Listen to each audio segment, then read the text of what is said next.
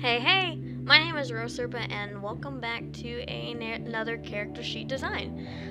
You guys can see I actually ripped the line art from Cupid in order to work on my OC Crevis. So I didn't want to spend forever on the line art, so I ripped the line art from Cupid, called it happy, said hello, But anyways, I'm working on my OC Crevis, and in the past, I actually have drawn him before them, not either way, he and them, that works. I've actually drawn them before in another speed paint a long time ago. And I decided that really I wanted to scrap some stuff. Like, I was working on drawing Crevis before in my sketchbook a while ago, maybe 2-3 months ago, okay? And I decided to basically do away with quite a bit of his design and then go with something else, and it ended up that I kind of have a mix with both of the sketchbook and the original design, because it ended up different. It didn't end up the same as the original and did not end up the same as the sketchbook, and you can see attributes of both within that. Some character facts about Crevis is that he is also in the Demon Teeth universe, so they they are actually living in New York City, which, much to their dismay, they actually hate it. So the deal with that is that Crevis is actually Drop's servant, okay? So the deal with Crevis is that he serves the queen of the underworld, okay? That's Drop's mother. And so they always grew up in the palace, and their father was a servant, their grandmother was a servant, their great-grandmother was a servant. It was a long line of serving the royal family. And so when Crevis was given this opportunity, they were ecstatic because they could live up to their family's bloodline and do what their family had done for centuries, for eons.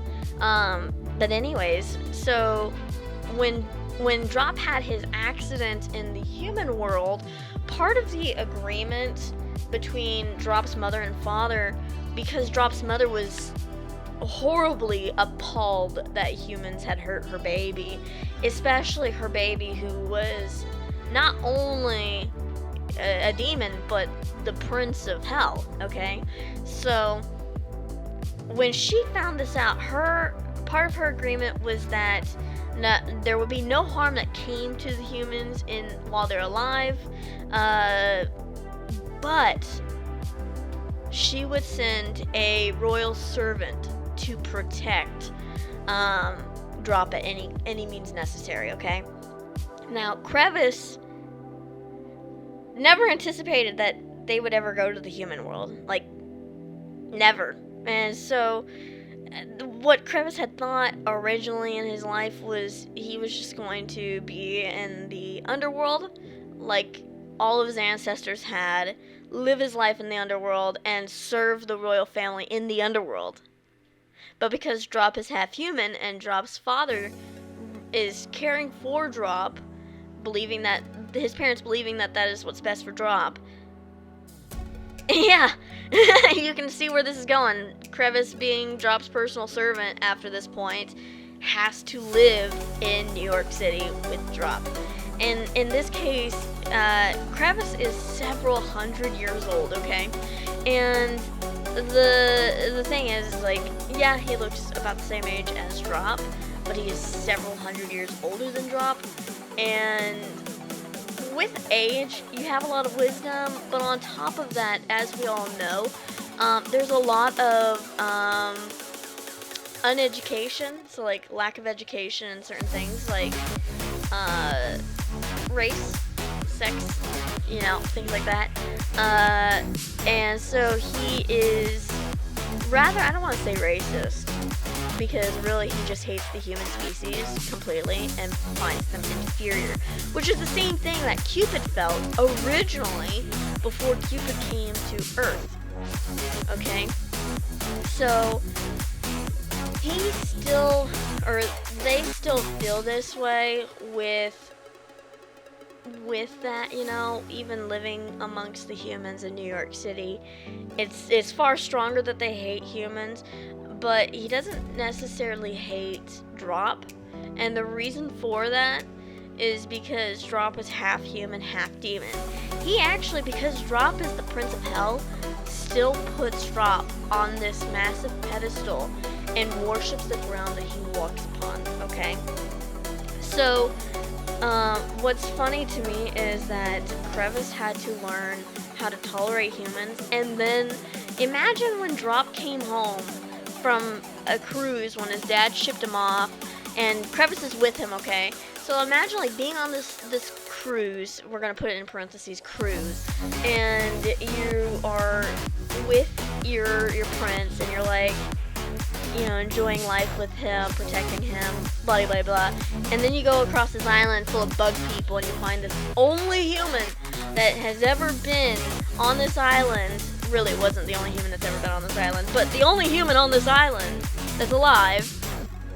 And your king, your prince, whatever you want to call him, falls madly in love with this fucking boy. And now you're over here like, fuck.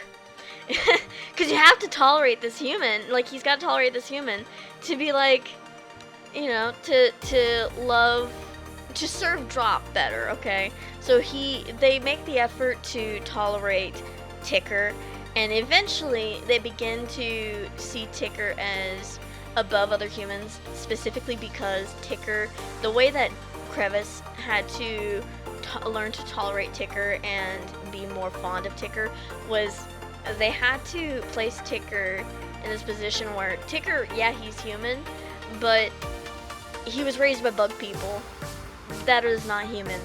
And so he grew up in this culture of what bug people are like and everything. So, yeah, Crevis kind of adjusted and was like, you know what? He's not necessarily human. He looks human, but he's not necessarily human, okay? So Crevis definitely has come to be fond of Ticker. So aside from that, now in the present time, like in the future or whatever, you know, they're like this fun friend trio, and Crevis protects both of them equally, but he will always put Drop first as he is the royal, even though Ticker most likely will become Drop's king as well. Anyways. Back to Crevis. Crevis, in his original design, I don't remember much of what his original design looked like, but he kind of had like these pointed toes, but it was like humanish kind of feet, but with pointed toes. So he didn't necessarily have hooves, which now he has hooves, and I think he had a tail, but he didn't have wings. Okay, so in my sketchbook, I was looking at that, and I gave him wings, but it was only a portrait, so I don't remember if I gave him a tail or not, because it was only a portrait. And Crevis was completely gray, and I was like, you know what? I don't like the gray. I'm gonna just make him white, and like make him Caucasian and call it happy. And then I also gave him some scarring on his arm and shoulder.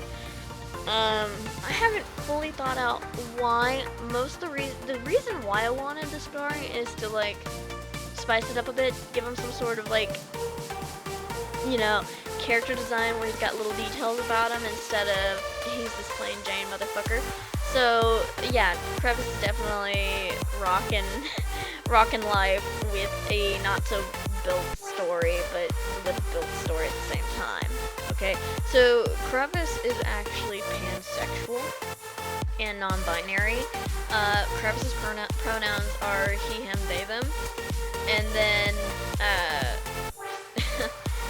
the sexuality with pansexual, like I wouldn't say he's hypersexual because he understands he's got a job to do and he's going to do it. He's not going to allow sex or anything to or a relationship to prevent him from doing his job, but he's attracted to literally anyone. Doesn't matter what the gender identity is.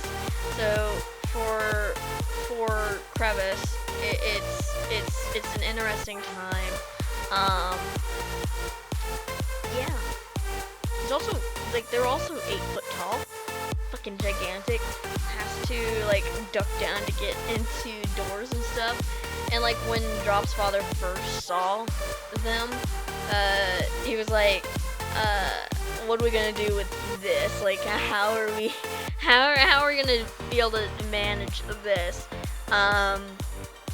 But somehow, like, it's okay. It's fine. It's worked out okay. I think it's just the art of fantasy and storytelling that makes it okay. You know, you can do what you want when you're a storyteller. Anyways, I'm running out of time, so y'all have a good night. Stay safe. And